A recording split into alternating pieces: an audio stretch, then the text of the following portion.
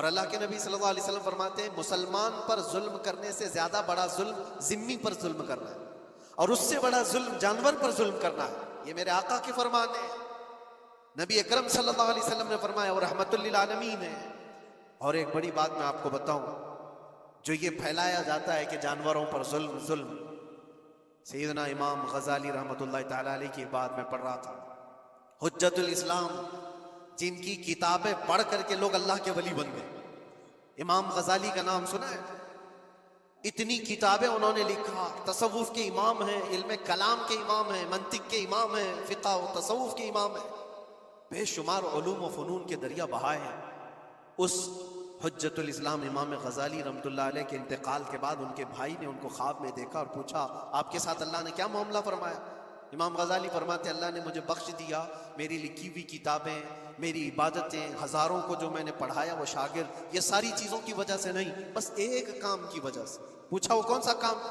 کہا ایک بار میں کتاب لکھ رہا تھا اور سیاہی میں قلم ڈبو کر کے لکھا جاتا تھا، اور سیاہی جو بنتی تھی وہ پھلوں کے رس سے نکال کر، اور لکڑی کا قلم اس میں ڈبو کر کے لکھا جاتا تھا۔ تو میں لکھ رہا تھا کہ ایک مکھی آ کر سیاہی پر بیٹھ گئی، میں اپنا قلم روک لیا کہ ہو سکتا ہے وہ پیاسی ہو، پی کر چلی جائے۔ کافی دیر تک وہ مکھی اس سیاہی پر بیٹھی رہی، اور پی کر کے جب وہ اڑ گئی تو پھر میں اپنا قلم چلاتا رہا۔ یہ بات تو زندگی میں آئی اور گئی، میں نے تو اس کو چھوٹا سمجھا تھا، لیکن میری موت کے بعد رب تبارک و تعالیٰ نے مجھے اٹھا کر فرمایا، جس نے میری چھوٹی مخلوق پر رحم کیا، بس اس نیکی کی بنیاد پر میں تجھے جنت عطا کرتا ہوں۔ ایک جانور پر رحم کرنے کی بنیاد پر، ایک جانور پر رحم کرنے کی بنیاد پر، اور حدیث پاک میں، صحیح حدیث پاک میں یہ بھی ہے، ایک طوائف تھی جس نے مرتے ہوئے کتے کو بچایا تھا پانی پلا کر، اور اس بنیاد پر اس کی بخشش ہو گئی۔ طوائف تھی اور رحم کیا جانور پر تو اس کی بخشش ہو گئی۔ میں اسلام کی وہ چیزیں تمہیں بتا رہا ہوں جو دنیا تمہارے سامنے یہ چیزیں لانے سے عاجز ہے اور قاصر ہے، یہاں تک کہ اللہ کے نبی صلی اللہ تعالیٰ علیہ وسلم نے فرمایا، جانور پر اگر تم نے ظلم کیا ہے تو جس طرح سے ظلم کرو گے قیامت کے دن یہ اپنے سینگوں کے ساتھ، اپنے کھروں کے ساتھ اٹھے گا، اور اسی طرح سے اس کا بدلہ بھی دلایا جائے گا۔ وہ تمہیں مارے گا قیامت کے دن اور بدلہ لے گا۔ یہ بھی حدیث پاک میں ہے۔ جانور پر ہمیں اس کے چہرے پر مارنے کا حکم نہیں ہے، اس کو اس کی طاقت سے زیادہ بوجھ ڈالنے کا حکم نہیں ہے۔ اللہ کے نبی صلی اللہ تعالیٰ علیہ وسلم کے پاس ایک صحابی آئے، اونٹ پالتے تھے۔ کہا ایک اونٹ بہت سرکش ہو گیا ہے، اور جب اونٹ سرکش ہو جاتا ہے نا، کسی کی کھوپڑی کھینچ لیتا ہے، اب وہ اسی وقت سر کو پکڑ لیا تو آدمی وہیں ختم ہو جائے۔ وہ کسی کے قابو میں نہیں آ رہا تھا، حضور کے پاس آئے، رسول پاک صلی اللہ علیہ وسلم نے فرمایا چلو میں چلتا ہوں، دیکھتا ہوں۔ صحابہ کہتے ہیں حضور جب چلنے لگے تو ہمیں خوف ہوا، ڈر ہوا کہ یہ اونٹ بدک گیا ہے، سرکش ہے، کہیں کچھ نقصان نہ پہنچا ہے، اور تنہا میرے مصطفیٰ صلی اللہ علیہ وسلم آگے بڑھتے چلے گئے۔ صحابہ کہتے ہیں ہمیں ڈر لگ رہا تھا، لیکن میرے عزیزوں وہ رحمت للعالمین ہے، سب کی رحمت بن کر آئے۔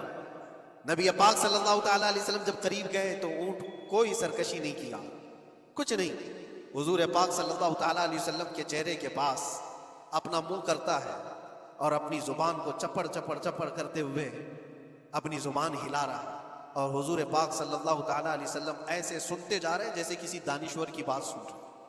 پھر نبی پاک صلی اللہ علیہ وسلم اونٹ کے مالک کی طرف متوجہ ہوئے اور کہا یہ اونٹ تیری شکایت کر رہا ہے، یہ اونٹ تیری شکایت کر رہا ہے، یہ سرکش اس لیے ہوا کہ تو اس کی طاقت سے زیادہ بوجھ اس پر ڈالتا ہے اور کھانا اس کو کم دیا کرتا ہے۔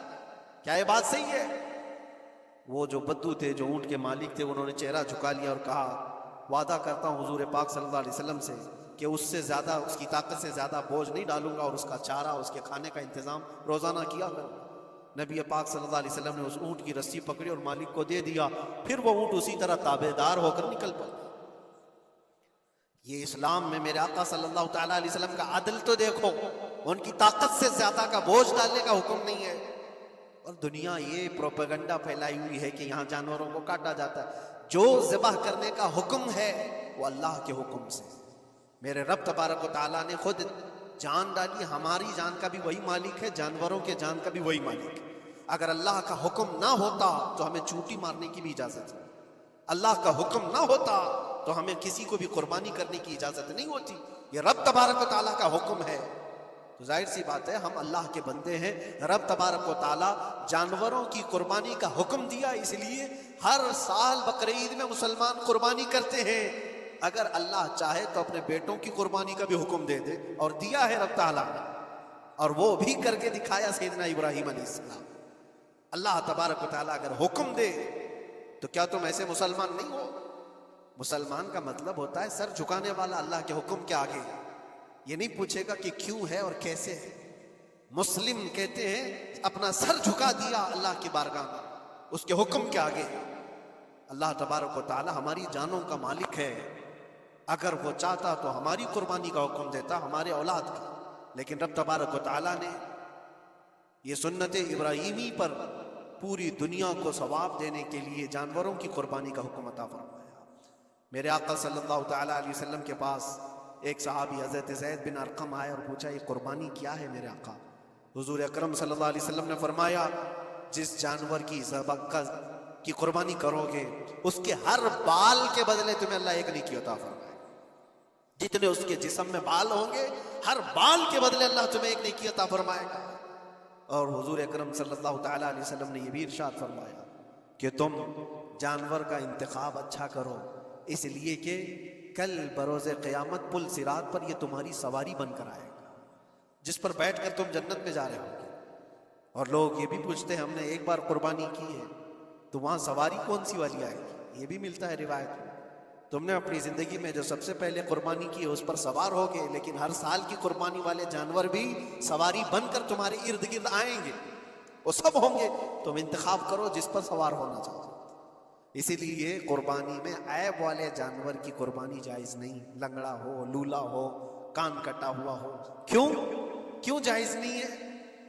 دنیا تو یہ سمجھتی ہے کٹنے والا جانور وہ ہونا چاہیے جو ریجیکٹڈ ہو، جس کو کاٹا جا رہا ہے وہ دنیا میں کام کے لائق نہ ہو، اس کو کاٹنا چاہیے۔ دنیا کا یہ کانسیپٹ ہے، دنیا کا تصور یہ ہے، لیکن نہیں، اگر کوئی اپنے استعمال کے لیے کاٹ رہا ہوتا تو میں کہتا ہاں ریجیکٹڈ مال کاٹ لو، لیکن ذبح جو ہم کرتے ہیں قربانی میں وہ اپنے لیے نہیں، وہ رب ذوالجلال کے لیے ہے۔ اسی لیے بندہ یہ دیکھے میں اپنے رب کی حضور کیا پیش کر رہا ہوں۔ تم اگر کوئی ہدیہ تحفہ خریدنے جاتے ہو اپنے کسی عزت دار شخص کے لیے تو انتخاب سوچ سمجھ کر کے کرتے ہو کہ جس کو میں دینے جا رہا ہوں یہ کتنا ویلیو والا ہونا چاہیے، کتنا عزت والا ہونا چاہیے، اور جو رب تعالیٰ کی بارگاہ میں پیش کر رہے ہو اس کا بھی آپ خیال رکھو۔ اس لیے لوگ کام چلانے کی باتیں تو بہت کرتے ہیں۔ قربانی کے متعلق کچھ باتیں ہیں جو مجھے آج عرض کرنی تھی، اس لیے میں نے آج اس موضوع پر آپ سے خطاب کیا۔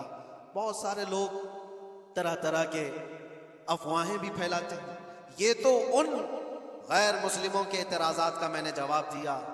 دنیا بھر میں ہمارے اوپر الزام کہ یہ لاکھوں جانوروں کو ایسی ذبح کر دیتے، کاٹ دیتے ہیں، لیکن میرے عزیزو یہی وہ دنیا ہے جو ایک طرف تو جانوروں کی حمایت اور محبت کی بات کرتی ہے اور دوسری طرف ان کے بڑے بڑے ملٹی نیشنل کمپنیاں جانوروں کو بے دریغ ذبح کرتے ہیں، قتل کر رہے ہیں، کھانے میں بھی استعمال کر رہے ہیں۔ اور صرف اتنا ہی نہیں، سارے جانوروں کی کھالیں، لیدر کی بیگ، لیدر کے جوتے، لیدر کے بیلٹ، لیدر کی ٹوپیاں، لیدر کے جاکٹ سب بنا کر کے دنیا پہن رہی ہے اور قیمتی چیزوں میں اس کو شمار کیا جاتا ہے۔ ان سے کوئی سوال نہیں کرتا کہ یہ سب چیزیں کہاں سے تم لائے، یہ سب چیزیں تم کہاں سے لائے؟ کیا بغیر کسی جانور کے ذبح کیے ہوئے اس کی کھال کا استعمال کرتے ہو؟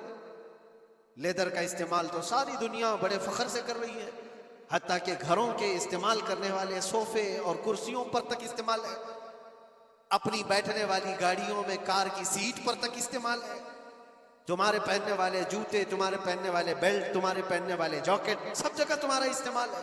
اور صرف میں یہ نہیں کہہ رہا کہ دنیا میں صرف مسلمان استعمال کرتے ہیں، ساری دنیا لیدر کا استعمال کرتی ہے۔ یہ لیدر کہاں سے آتا ہے؟ تو یہ دغلا پن، یہ جو ڈبل رول ہے، ڈبل سٹینڈ، ایک طرف حمایت کی بات کرنا اور دوسری طرف بے دریغ ذبح بھی کرنا، یہ سب چیزیں دنیا کو بیوقوف بنانا اور اسلام کے خلاف ایک پروپیگنڈا پھیلانا۔ لیکن اے مسلمانوں، ذہن و دماغ میں کسی ایسے ماڈرن کلچر کے ایسا کوئی فریفتہ ہو، اس کی باتوں میں آ کر تم یہ سوچو کہ نہیں اتنے پیسے میں قربانی کے بجائے صدقہ کر دوں، کسی غریب کو دے دوں، ناجائز ہے۔ تمہارے اوپر سے قربانی کا وجوب ختم نہیں ہوگا، وہ اسی طرح سے باقی رہے گا اور گنہگار بھی رہو گے۔ اللہ کریم سے زیادہ تم رحم کرنے والے نہیں ہو، اللہ ارحم الراحمین ہے۔ اللہ ارحم الراحمین ہے، جب وہ حکم عطا فرما رہا ہے تو کیا تمہارے دل میں اس سے بھی زیادہ رحم ہے؟ تو قربانی کے دنوں میں صرف قربانی ہی ہوگی۔ اب کچھ جو چیزیں ایسی ہیں پھیلائی گئی، دیکھیں ایک بات میں آپ کو بتاؤں، اللہ کے نبی صلی اللہ تعالیٰ علیہ وسلم رحمت للعالمین ہیں، سب کا ماننا عقیدہ ہے، وہ رحمت للعالمین رسول صلی اللہ علیہ وسلم نے خود اپنے ہاتھوں سے قربانی فرمائی، اور ایک دو نہیں 100 اونٹ آئے تھے، جس میں سے 63 اونٹوں کو میرے آقا صلی اللہ علیہ وسلم نے نحر فرمایا، 63 اونٹوں کو خود حضور نے ذبح فرمایا، اور اس کے بعد حضرت علی مرتضیٰ شیر خدا رضی اللہ تعالیٰ عنہ کو دیا، باقی کے اونٹوں کو تم ذبح کرو۔ نبی پاک صلی اللہ تعالیٰ علیہ وسلم نے یہ جو 100 اونٹوں کو ذبح فرمایا تھا یہ اپنے حج کے موقع پر، اور اس کے علاوہ ایک حدیث پاک میں یہ بھی ہے، حضور اکرم صلی اللہ علیہ وسلم نے جو 2 چت کبرے بکرے ذبح کیے تھے۔ چت کبرے کس کو کہتے ہیں؟ 2 کلر والے، بلیک اینڈ وائٹ جو ہوتے ہیں، ابلق ان کو کہتے ہیں عربی میں۔ 2 مینڈے ذبح فرمائے، ایک نبی پاک صلی اللہ تعالیٰ علیہ وسلم نے اپنی جانب سے قربان فرمایا، اور دوسرا پوری امت کی طرف سے قربان فرمایا۔ یہ رسول پاک صلی اللہ تعالیٰ علیہ وسلم کے، اسی لیے تو میں عرض کرتا ہوں میرے عزیزو، ہمارے امام نے سچ کہا، جو نہ بھولا ہم غریبوں کو رضا، یاد اس کی اپنی عادت کیجئے۔ قربانی سال میں 1 مرتبہ ہو رہی ہے، رسول پاک صلی اللہ تعالیٰ علیہ وسلم قربان کر دیتے اپنے نام سے، وہ تو کیا ہی، لیکن قیامت تک آنے والی اپنی امت کی طرف سے بھی خود اپنے ہاتھ سے قربانی فرمائے۔ آج امت یہ پوچھتی ہے میرے عزیزو، قربانی کے لیے 1400 سال پہلے تمہارے رسول نے تمہاری جانب سے قربانی کی، اور اللہ نے جس کو استطاعت دی، جس کو طاقت دی، میں یہ چاہتا ہوں کہ تمہارے اوپر جو قربانی واجب ہے اپنی قربانی کرو، ساتھ میں ایک اور قربانی میرے مصطفیٰ کی طرف سے کرو، حضور اکرم صلی اللہ علیہ وسلم کی طرف، جبکہ ان کے احسان کا بدلہ پوری امت نہیں ادا کر سکتی، لیکن ہم ہدیہ تشکر کے طور پر اپنی طرف سے پیش کر سکتے ہیں۔ اور کچھ لوگوں نے یہ سمجھ رکھا ہے، ایک بکرا لے کر کے آتے ہیں پورے گھر والوں کی طرف سے قربانی، ایک بکرا پورے گھر والوں کی طرف سے قربانی۔ میرے عزیزو، بکرا ایک آدمی کی طرف سے ہی قربان ہوگا جو مالک نصاب ہے۔ گھر میں اگر 4 لوگ مالک نصاب ہے تو چاروں پر قربانی ہے، شوہر پر بھی، بیوی پر بھی، بیٹے پر بھی، جو مالک نصاب ہے۔ مالک نصاب کا مطلب کیا ہے آپ جانتے ہیں؟ جس کے پاس 52.5 تولہ چاندی یا 7.5 تولہ سونا یا اس کے برابر کی قیمت ہو، دونوں میں سے کسی ایک کے برابر کی قیمت ہو۔ اس زمانے میں آپ کیلکولیٹ کر لو 52.5 تولہ چاندی کی قیمت کیا ہو سکتی ہے، اتنی اگر تمہارے پاس رقم ہے، اتنی مالیت ہے تمہارے پاس، تو تم مالک نصاب ہو اور تمہارے اوپر قربانی واجب ہے۔ قربانی تمہارے اوپر واجب ہے، اور قربانی واجب ہونے کے لیے سال بھر پیسے ہونا ضروری نہیں، قربانی کے دنوں میں اگر وہ مالک نصاب ہوا تب بھی اس پر واجب ہے۔ زکوٰۃ کا حکم الگ ہے، قربانی کا حکم الگ ہے، اور پورے گھر کی طرف سے ایک بکرا قربان کیا تو کسی کا بھی نہیں ہوا۔ اگر 4 لوگ گھر میں رہتے تھے اور چاروں کی طرف سے ایک بکرا ذبح کیا اور چاروں کا نام لیا گیا ہے تو کسی کے نام سے قربانی نہیں ہوئی، کیونکہ پرٹیکولر ایک ہی کی طرف سے قربانی ہو سکتی ہے۔ ہاں، بڑے جانور میں 7 حصے ہو سکتے ہیں، وہ اونٹ ہوا یا بیل بھینس، یہ جو بڑے جانور ہیں ان جانوروں میں 7 حصے ہو سکتے ہیں، اور ان میں شریک ہونا جائز ہے، لیکن 7 لوگ جو شریک ہو رہے ہیں ان کے لیے بھی شرط ہے کوئی ایک بندہ بھی اس میں غلط عقیدے والا بھی نہ ہو اور گوشت کی نیت سے شریک نہ ہوا ہو، بلکہ سب قربانی کی نیت سے آئے ہوں تو سب کی قربانی ہوگی۔ یہ خیال بھی رہے ضروری ہے۔ اب حالات ایسے آ گئے کہ سب کے لیے ایک بکرا لینا اگر طاقت کے بر نہیں ہے، استطاعت نہیں ہے، تو وہ بڑے جانور میں حصہ لے سکتے ہیں جہاں پر یہ قربانیاں ہو رہی ہیں، شریک ہو سکتے ہیں۔ کچھ لوگوں نے یہ پروپیگنڈا بھی پھیلایا ہے ہمارے درمیان میں سے کہ بڑے کی قربانیاں جو ہوتی ہیں اجتماعی قربانیاں، یہ جائز نہیں ہے، آدمی کو اپنی قربانی کے وقت سامنے ہونا ضروری ہے، ایسی باتیں پھیلائی گئی ہیں۔ میں آپ کو حدیث پاک سناتا ہوں۔ اللہ کے نبی صلی اللہ تعالیٰ علیہ وسلم نے ارشاد فرمایا حضرت فاطمہ سے، کہا ہے فاطمہ اپنی قربانی کے وقت سامنے رہو، قربانی کے خون کا قطرہ زمین پر گرنے سے پہلے اللہ تعالیٰ تمہارے پچھلے سارے گناہ معاف فرمائے گا۔ حدیث پاک ہے۔ لیکن ساتھ میں دوسری حدیث یہ بھی ہے، نبی پاک صلی اللہ تعالیٰ علیہ وسلم نے اپنی قربانی کا وکیل حضرت علی کو بنایا تھا کہ اپنی نیابت دے دی کہ میری طرف سے تم قربانی کرو۔ اس طرح سے جو مسلمان استطاعت نہیں رکھتا خود کرنے کی، وہ اپنی جانب سے کسی دوسرے کو وکیل بنا سکتا ہے، شرعاً جائز ہے۔ کسی کو بھی وکالت دی جا سکتی، نیابت دی جا سکتی ہے، میری طرف سے تم قربانی کرو۔ جیسے کہ گھر میں کوئی عورت مالک نصاب ہے، اگر یہ حکم ہوتا کہ عورت خود جا کر کے کرے تو کہاں سے کرتی؟ عورت کسی کو وکیل بنا سکتی ہے، اپنے شوہر کو کہتی یا کسی کو دے دیا پیسے کہ میری جانب سے تم قربانی کرو، یہ جائز ہے بالکل۔ جن لوگوں نے یہ پروپیگنڈا پھیلایا ہے ہمارے درمیان میں کہ قربانیاں نہیں ہوتی، وہ جاہل لوگ ہیں، پڑھے لکھے لوگ نہیں۔ شرعی مسائل کو جانے بغیر اس طرح کی باتیں عوام الناس میں، عوام المسلمین میں پھیلانا یہ گناہ ہے۔ ہاں اس بات کو یاد رکھیں، جو وکیل ہے قربانی کا اس کے اوپر ذمہ داری ہے کہ وہ جتنے لوگوں کی قربانی کر رہا ہے جانور شریعت کے مطابق کا لے، عیب دار جانور کی قربانی نہ کرے، لاغر ہو، کمزور ہو، سینگ ٹوٹا ہوا ہو، کان کٹا ہوا ہو، پیر کٹا ہوا ہو، دم کٹی ہوئی ہو، یا اتنا کمزور کہ چل نہیں سکتا، کھڑا نہیں ہو سکتا، ایسا عیب دار جانور نہ لے۔ یہ وکیل کی ذمہ داری ہے جو سب کی طرف سے قربانی کر رہا ہے۔ اور دوسری چیز، عیب کس کو کہتے ہیں؟ عیب کس کو؟ کان میں اگر سوراخ ہے تو وہ مکروہ ہے لیکن قربانی ہے اس کی۔ ہاں سینگ اگر بچپن اس کے پیدائشی نہیں آئے تھے تو جائز ہے اس کی قربانی، آئے تھے اور ٹوٹ گئے تو اس کی مقدار بتائی گئی ہے، 1/3 حصہ اگر ٹوٹا ہے تو اس وقت تک جائز ہے، اس سے زیادہ جڑ سے ٹوٹے ہوئے ہیں تو قربانی جائز نہیں۔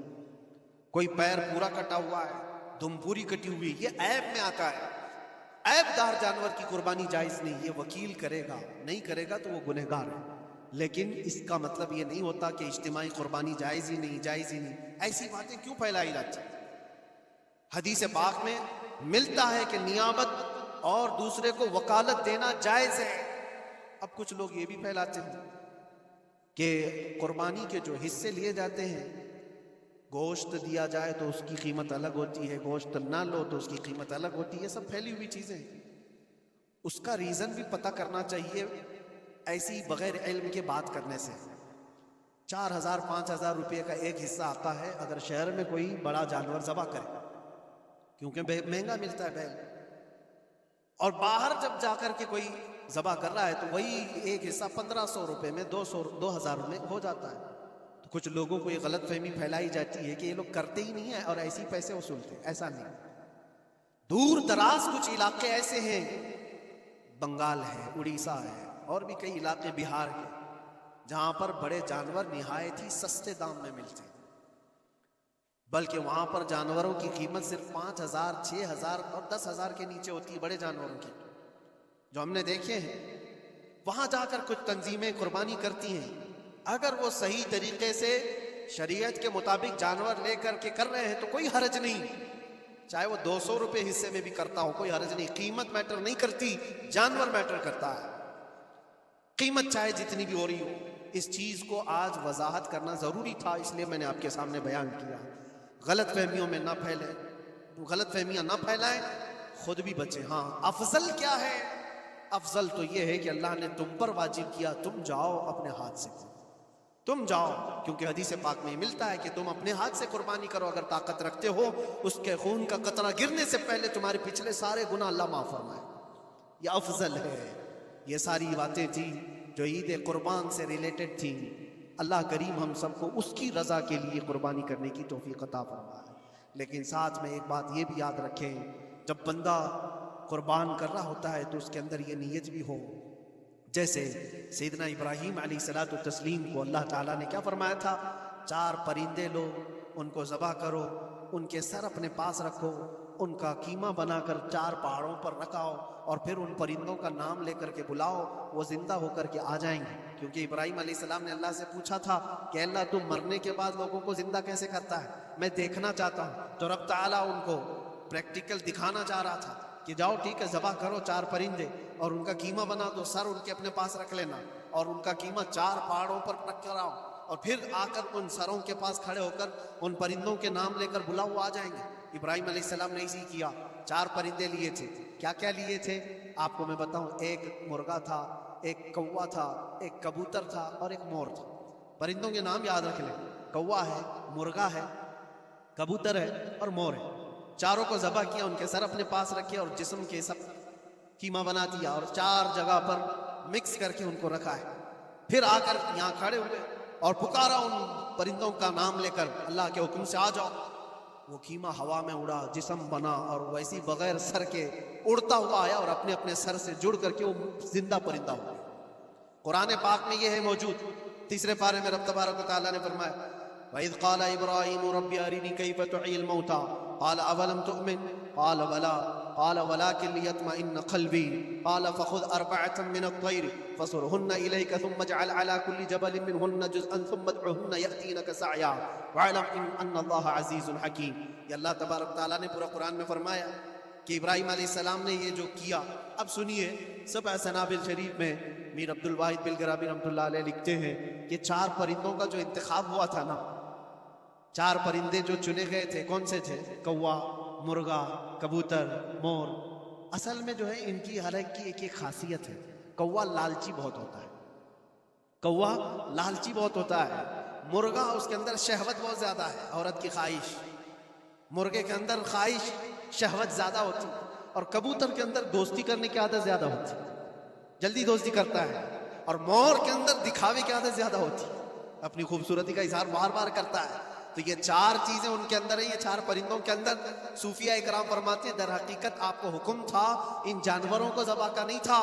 کوے کی لالچ کو ذبح کرو، مرغے کی شہوت کو ذبح کرو، اور بنا وجہ کے کبوتر کی جو دوستی ہے ہر ایرے غیرے سے، اس دوستی کے کو قطع کرو، اور مور کی دکھاوے کی عادت کو ذبح کرو. یہ 4 بری عادتوں کو ذبح کرو تو اللہ کی قدرت کے مشاہدے دیکھنے میں. در حقیقت وہاں پر صوفیہ اکرام فرماتے ہیں، اور یہی بات ہے کہ شیطان کو جب کنکریاں مارنے کے لیے حجاج جاتے ہیں، وہ تو ایک پلر ہے جس کو کنکریاں مارتے ہیں. وہاں ایک پلر ہے، اس پلر کو کنکریاں مار کر کے آتے ہیں. لیکن میرے عزیزو، تصور یہ ہونی چاہیے زندگی بھر جو شیطان مجھے بہکاتا ہے میں اس کو کنکریاں مار رہا ہوں. اگر تمہاری نیت صالح ہوئی اور کنکری لگ گئی تو یقیناً زندگی بھر شیطان کی شرارتوں سے محفوظ ہو جاؤ. تم نے اپنے شیطان کو زخمی کر دیا، اسی لیے جس کا حج قبول ہو جاتا ہے اس کی کنکری وہاں سے اٹھا لی جاتی. ورنہ تو 40 لاکھ لوگ 70 کنکریاں مار کر کے آئیں تو پہاڑ بن جانا چاہیے، لیکن کوئی پہاڑ نہیں ہوتا وہاں کنکریوں کا. جا کر دیکھے نہ ہی اس کو اٹھایا جا رہا ہے. لیکن حدیث پاک میں جس حاجی کا حج قبول ہوتا ہے اس کی کنکریاں اٹھا لی جاتی. وہ شیطان کو لگ چکی ہے. تو نیت کا دار و مدار ہے. اسی لیے سب سے پہلے میں نے آیت یہی پڑھی. رب تعالیٰ فرماتا لن ینال اللہ لحومها ولا دماؤها ولکن ینالہ التقوی منکم.